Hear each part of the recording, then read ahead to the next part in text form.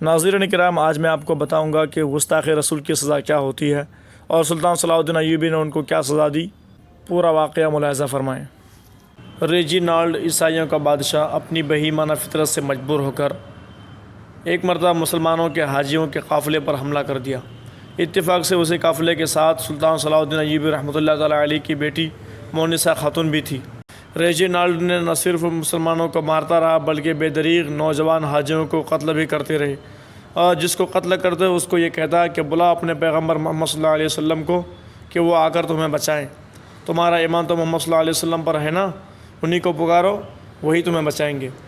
حجاج کرام سلطان صلاح الدین ایوبی رحمۃ اللہ تعالیٰ علیہ کی دعائیں دیتے ہوئے شہید ہوتے رہے۔ کچھ افراد فرار ہونے میں کامیاب ہو گئے اور باقی لوگوں کو اور عورتوں کو پکڑ کر رہزن کرک کے قلعے میں لے گئے۔ فرار ہونے والے حاجی سیدھا موصل پہنچے، جہاں ان دنوں سلطان صلاح الدین ایوبی رحمۃ اللہ تعالیٰ علیہ شدید علیل حالت میں ٹھہرے ہوئے تھے۔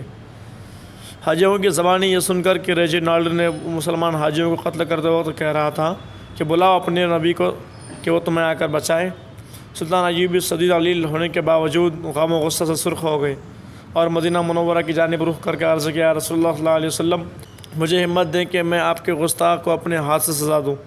بادشاہ کو نہیں مارتا، لیکن میں ریجینالڈ کو اپنے ہاتھ سے واصل جہنم کروں گا۔ اور پھر تاریخ اس بات کی گواہ ہے کہ سلطان کی عرض بارگاہ رسالت مآب صلی اللہ علیہ وسلم میں منظور ہوئی اور دیکھتے دیکھتے سلطان صحت یاب ہو گئے۔ جنگ حطین کے بعد ریجینالڈ کو بادشاہ جعفری کے ساتھ گرفتار کر کے سلطان صلاح الدین ایوبی کے سامنے پیش کیا گیا۔ سلطان ایوبی نے برف سے سرد کیا ہوا پانی منگوایا اور بادشاہ جعفری کو پیش کیا۔ جعفری نے پانی پی کر وہ پیالہ ریجینالڈ کی طرف بڑھا دیا۔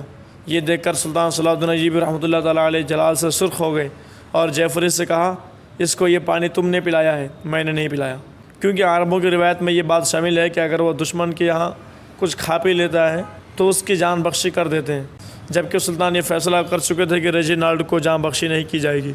آپ نے ریجینالڈ کو قریب بلایا اور وہ گستاخانہ الفاظ یاد دلائے جو اس نے قافلہ لوٹنے کے دوران ایک مسلمان کو کہے تھے۔ بڑی جلال کے ساتھ ریجینالڈ سے فرماتے ہیں، میں رسول اللہ صلی اللہ علیہ وسلم کی آبرو کی حفاظت کے لیے موجود ہوں۔ سلطان صلاح الدین ایوبی نے ایک اور موقع دیا اور کہا، اسلام قبول کر لو۔ جب اس نے انکار کیا تب آپ نے اپنی تلوار سے اس کی گردن اڑا دی۔ یہ سب دیکھ کر بادشاہ جعفری پر وحشت طاری ہو گئی۔